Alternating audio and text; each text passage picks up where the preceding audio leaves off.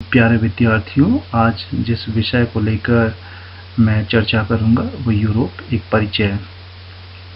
चूँकि BA 5th semester में सृदय सुमन विश्वविद्यालय का जो पाठ्यक्रम है उसके तहत बीए 5th सेमेस्टर के सभी विद्यार्थियों को यूरोप का इतिहास पढ़ना है और ख़ास तौर पर जो 1453 से लेकर 1688 तक के बीच की जो घटनाएं यूरोप के क्षितिज पर घटी हैं उसका अध्ययन करना है।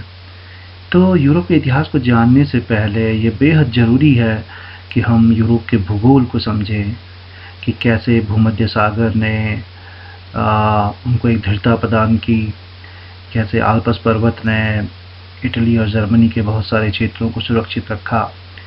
और हम ये जानने की कोशिश करेंगे कि यूरोप के जो लोग थे वो कैसे विकास की इस प्रक्रिया में इतने आगे बढ़ गए। और हम ये भी समझने की कोशिश करेंगे कि जब हम उनके प्रारंभिक इतिहास पर नज़र डालते हैं तो हमें जानकर बड़ा आश्चर्य होता है कि यूरोप कई वर्षों तक, कई शताब्दियों तक अफ्रीका और एशिया से काफ़ी पीछे रहा। तो हम ये जानने की कोशिश करते हैं कि जब प्रारंभिक इतिहास हम खंगालते हैं तो उसमें एशिया और अफ्रीका काफ़ी आगे हमें दिखाई देते हैं, लेकिन यूरोप में ऐसी क्या हलचल हुई कि उसने बाकी तृतीय विश्व के देशों को अपने मुट्ठी में कर लिया। तो यूरोप की जानने की कोशिश हमारी इस व्याख्यान में रहेगी और मुझे लगता है कि ये यूरोप के इतिहास को जानने के लिए यूरोप का भौगोलिक परिचय, उसका सांस्कृतिक परिचय, ग्रीक और रोमन सभ्यता क्या थी, ईसाई धर्म का जो स्वरूप था वो यूरोप में किस तरीके के था, इन सभी बातों को जानना बेहद ज़रूरी है एक इतिहास के विद्यार्थी होने के नाते। और मैं हमेशा कहता आया हूँ कि किसी भी देश के इतिहास पर उसके भूगोल का बड़ा प्रभाव दिखाई देता है और वो भूगोल ये काफ़ी हद तक उसके इतिहास को तय करता है। तो हमें यूरोप के इतिहास को पढ़ने से पहले यूरोप के भूगोल को जानना बेहद ज़रूरी भान पड़ता है।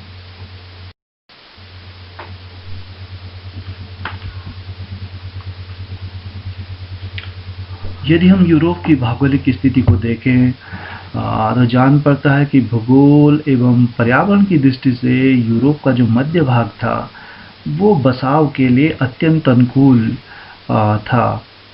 10,000 ईसा पूर्वी के बाद, यानी कि जो अंतिम हिमयुग है जिसे आइस एज की समाप्ति से यहाँ का जो शीतोष्ण तापमान था, विशाल समतल भूभाग, द्वीपों तथा जल डमरुओं से भरा लंबा घुमावदार समुद्र तट, हल्के जंगल, चरागाह तथा पठार, ये न केवल कृषि एवं पशुपालन बल्कि व्यापार एवं यातायात के लिए भी काफ़ी माकूल रहे हैं। कुछ इतिहासकारों ने माना है कि यहाँ की जो अनुकूल आबो हवा ने इंसानी आबादी को कई उष्णकटिबंधीय तथा भूमध्यवर्ती महामारियों जैसे मलेरिया एवं हैजे से बचाया, और ये काफ़ी हद तक सही बात है। भयंकर सूखे, बवंडर तथा बाढ़ की जैसी मार मिस्र में आपको दिखाई देती है, चीन में आपको दिखाई देती है, दक्षिण एशिया में दिखाई देती हैं, जहाँ जनता को बार बार इन परेशानियों को झेलना पड़ा। उससे कुछ हद तक यूरोप के एक बड़े हिस्से को शीतोष्ण तापमान तथा अटलांटिक एवं भूमध्य सागर से आने वाली हवाओं ने सुरक्षित रखा। तो यानी कि जो वहाँ पर भौगोलिक परिस्थितियाँ थी उसमें अटलांटिक और भूमध्य सागर, जो मेडिटेरियन सी से आने वाली हवाओं का बड़ा योगदान रहा है। लेकिन वातावरण के फ़र्क को एक सीमा से ज़्यादा अहमियत देना मुझे लगता है उचित नहीं होगा। यूरोप में वास्तव में सभ्यता बहुत देर से पनपी यदि आप उसका तुलना अफ्रीका और एशिया से करें, लेकिन बीज और उत्पाद का अनुपात काफ़ी समय तक ज़्यादा रहा और अन्य आपदाओं जैसे प्लेग तथा पाले की मार भी अत्यधिक रही। और ब्लैक डेथ से 1347 और 1353 के बीच यूरोप की 60% आबादी काल कवलित हो चुकी थी। इन सब के बावजूद तर्कवाद तथा व्यक्तिवाद पर आधारित विशिष्ट संस्कृति के कारण यूरोप अधिक विकास कर पाया, इसका हम आकलन करने की कोशिश करेंगे। जब अटलांटिक स्लेव ट्रेड का जिक्र होता है तो ये यूरोप का एक ये अफ्रीकी देशों का एक काफ़ी काला अध्याय माना जाता है और आज अमेरिका में, इंग्लैंड में जो अफ्रीकन अमेरिकन लोग हैं उनके बीच में डेविड फ्लॉयड की हत्या के बाद, जो कि पुलिस कस्टडी में जो डेविड फ्लॉयड नाम का एक अश्वेत व्यक्ति मारा गया, उसके बाद आप देखते हैं कि अमेरिका के अंदर और इंग्लैंड के अंदर जो दास व्यापार प्रथा से जुड़े हुए जितने प्रतीक थे वो ढा दिए गए और ब्लैक लोगों ने अपना असंतोष वहाँ पर व्यक्त किया है। और अभी भी पुलिस और अश्वेतों के बीच झड़पें देखने को मिल रही हैं। ये कहीं ना कहीं जो आज असंतोष पूरे अमेरिका में, इंग्लैंड में अश्वेतों के बीच में व्याप्त है, उसका कहीं ना कहीं इतिहास से कुछ लेना देना है। आज जो काले अश्वेत अमेरिका में रह रहे हैं, इंग्लैंड में रह रहे हैं, उनके पूर्वजों के साथ बड़ा अमानवीय व्यवहार किया गया। आप जैसा कि इस दाईं ओर इस चित्र में आप देख पा रहे हैं, ये 24 जुलाई 1769 का एक इश्तिहार है, to be sold on Thursday the third day of accurateness, a cargo of 94 prime healthy Negroes consisting of 39 men, 15 boys, 24 women and 16 girls just arrived in the Brigantine Gambia Francis Bere Maptar from Sierra Leone by David and John Dash। तो David and John dash company के इस इश्तिहार में इस बात का जिक्र हुआ है कि 39 आदमी, 15 लड़के और लगभग 24 औरतों को और 16 लड़कियों को लेके एक जहाज, एक कार्गो, वो अफ्रीका के तट से निकलकर उत्तरी अमेरिका और दक्षिण अमेरिका के तटों पर ले जाया जाएगा। फिर उन धनी किसानों को, इन दासों को बेच दिया जाएगा। ये जो दास व्यापार था, इसकी गूंज आज भी अमेरिका और इंग्लैंड के अंदर बनी हुई है। डेविड फ्लॉयड की हत्या, वहाँ माहौल बहुत गर्मा गर्म है और ये जो दास प्रथा थी, इसमें बड़ा अमानवीय उनके साथ व्यवहार होता था। और इसकी गूंज अगर आप देखना चाहेंगे कि किस तरीके का अमानवीय व्यवहार उनके साथ होता था, एक कथन आपको एक दास व्यापार, एक अफ्रीकी दास का एक वक्तव्य आपको मैं आपके सम्मुख रखता हूँ। वो बताते हैं कि जब दासों को जहाज़ों में भरा जाता था तो जानवरों की तरह उन्हें रखा जाता था। जहाज के तल में हम सभी दासों को जानवरों की तरह भर दिया गया। वहाँ बदबू इतनी ज़्यादा थी कि कई दिनों तक मैं कुछ खा नहीं सका। इस पर मुझे फट्टे से बांधकर कोड़ों से बेरहमी से पीटा गया। सारे गोरे शक्ल और व्यवहार से इतने भयानक दिखते थे जैसे मैंने कोई और इंसान न देखे थे न सुने। ये एक अफ्रीकी दास ओलादा इक्वियानो का एक वक्तव्य है 18वीं सदी का। इससे आप दास व्यापार प्रथा के उस अमानवीय पक्ष को जान सकते हैं। जहाँ तक यूरोप के प्रारंभिक इतिहास का सवाल है, तो यूरोप के प्रारंभिक इतिहास पे यदि हम नज़र डालें तो जान पड़ता है कि अफ्रीका तथा एशिया से यूरोप काफ़ी समय तक पीछे रहा। जहां अफ्रीका में आदि मानव का आविर्भाव 40 लाख साल से भी पहले प्रमाणित हो चुका है, वहां परिवारों में रहने वाले, पत्थरों, लकड़ी और हड्डियों के औजार बनाने वाले, शिकार के लिए सहयोग करने वाले और आदिम संवादों का उपयोग करने वाले ऐसे प्राणियों के प्रथम अवशेष यूरोप में 9 लाख ईसा पूर्व से पहले नहीं मिलते।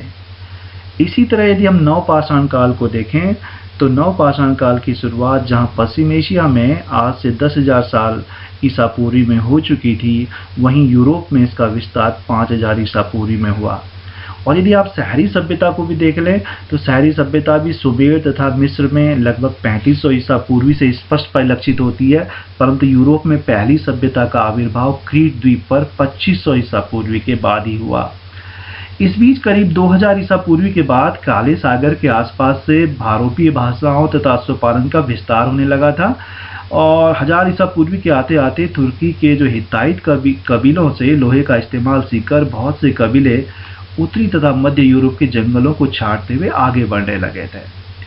इन सभी में जो ग्रीक भाषी कबीले आने वाले समय में यूरोपीय सभ्यता के लिए विशेष रूप से महत्वपूर्ण साबित हुए। लगभग 2500 ईसा पूर्व से चली आ रही क्रीट की जो शांति प्रिय मिनोअन सभ्यता को 1500 ईसा पूर्वी आते आते नष्ट कर दिया गया। स्वयं ग्रीक जनजातियां थी लगभग 800 ईसा पूर्वी तक भीषण युद्धों से भरे अंधकार युग में फंसी रही। और 1700 से 1200 ईसा पूर्व के दौरान मध्य ग्रीस में माइसेनियन सभ्यता का विकास हुआ। अ,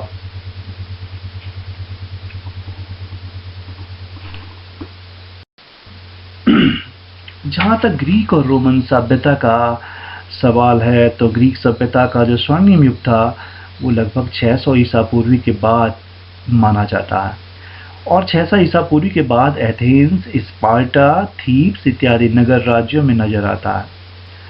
इन राज्यों की अर्थव्यवस्था दासों के श्रम पर आधारित थी, पर स्वतंत्रता, पुरुषों की राजनीतिक सक्रियता तथा सांस्कृतिक उत्कृष्टता एवं तर्कवाद में विश्वास वहाँ अद्वितीय रूप से विकसित हुई।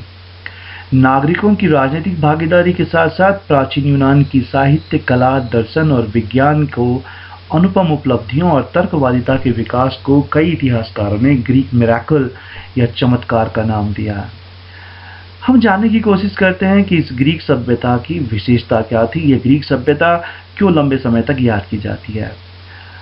यूं तो यदि आप देखें कि तर्क का इस्तेमाल मनुष्य ने पत्थरों से पहले औजार बनाते हुए भी किया था, परंतु ग्रीक या प्राचीन यूनानी पहले लोग थे जिन्होंने इंसान की तर्क शक्ति को उसका सर्वोत्तम गुण माना, और प्रकृति और समाज ही नहीं बल्कि स्वयं को और देवों को भी तर्क से परखने का दुस्साहस किया। और वो दुस्साहस तर्क के अधिकार के लिए शहीद हो जाने वाले सुकरात हों या बहुमुखी प्रतिभा वाले अरस्तु में ही नहीं, बल्कि प्राचीन यूनान के अधिकतम इतिहास लेखन, राजनीतिक दर्शन, वैज्ञानिक सोच इत्यादि में भरा मिलता है। दूसरी ओर विश्व की अधिकांश संस्कृतियों ने तर्क से ज्यादा सम्मान धर्म ग्रंथों को दिया, आस्था को दिया, परंपरा को दिया, बड़े बूढ़े के निर्णयों को दिया। स्वयं यूरोप ने भी इस तर्कवादी सोच को मध्य युग के हजारों वर्षों के दौरान खो दिया था, और पुनर्जागरण, वैज्ञानिक क्रांति तथा प्रबोधन की लंबी परिणति के बाद उस वैचारिक आत्मविश्वास को पुनः प्राप्त किया गया। तो कहने का आशय है कि तर्कवाद मानवता की हर जरूरत का निदान नहीं है, जैसा कि आज के उत्तर आधुनिक विचारक निरंतर दोहराते हैं। कई क्षेत्रों में तर्कवाद समाधान की बजाय समस्याएं अधिक खड़ी करता है, पर धार्मिक कट्टरता, परंपरागत अंधविश्वास या पुरोहितों के ज्ञान के मूक अनुसरण की तुलना में शायद तर्कवादी दृष्टिकोण बेहतर विकल्प कहा जा सकता है। तो प्यारे विद्यार्थियों, जब हम प्राचीन यूनानी दर्शन को देखते हैं तो उसमें तर्क को प्राथमिकता देने के लिए वस्तुगत आधार मौजूद थे। वो तर्क की महत्ता को मानते थे, लेकिन इसके बाद इसके अतिरिक्त व्यक्ति की गरिमा को पहचानने, शासन पर कानून और जनमत का अंकुश लगाने तथा मानव जीवन को हेय मानकर आध्यात्मिक तप में उसे होम करने के स्थान पर इसी दुनिया में उत्कृष्टता ढूंढने के आदर्श के लिए भी ऐतिहासिक रूप में महत्वपूर्ण है। यूनानियों ने अपने आदर्शों का अक्षर स्व पालन किया हो ऐसा नहीं है, उनके सभी आदर्श अभिवादित हो ऐसा भी नहीं है। तर्कवाद के बावजूद प्रौद्योगिकी का अत्यंत क्षीण विकास, दास प्रथा, अत्यधिक हिंसा तथा राजनीतिक अस्थिरता प्राचीन यूनान के स्पष्ट दोषों में गिने जा सकते हैं। परंतु आज से 2500 साल पहले यहाँ के छोटे छोटे नगर राज्यों ने मानववाद, व्यक्तिवाद और तर्कवाद तथा नागरिकों की राजनीतिक चेतना और सक्रियता को जो बुनियाद रखी, वह उस समय के हालातों में निश्चय ही अनोखी थी, जिस पर गर्व किया जा सकता है।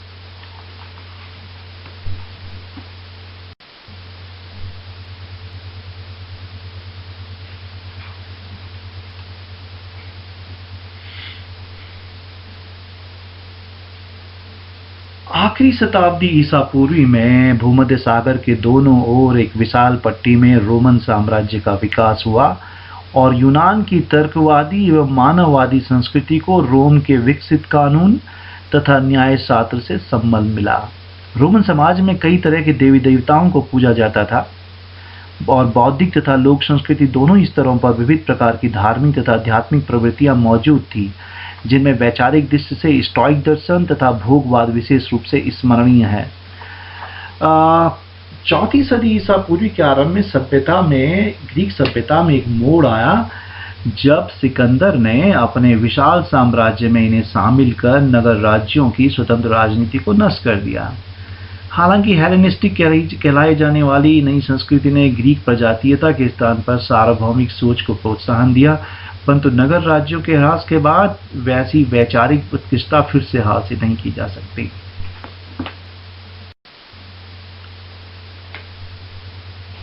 हम जानने की कोशिश करते हैं कि यूरोप की अवधारणा क्या है।